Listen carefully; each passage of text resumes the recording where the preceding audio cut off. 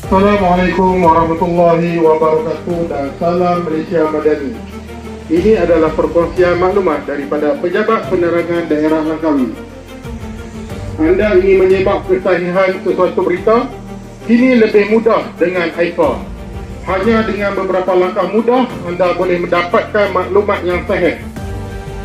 Yang pertama, melalui WhatsApp, simpan nombor 0386887997 di dalam telefon anda.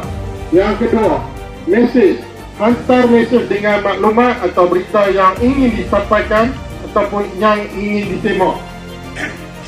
Dan yang ketiga, proses. Apple akan memproses permintaan anda dan memberikan jawapan berdasarkan sumber yang sahih. Yang keempat, portal. Anda juga boleh melayari sebenarnya.my untuk melihat laporan berita palsu terkini.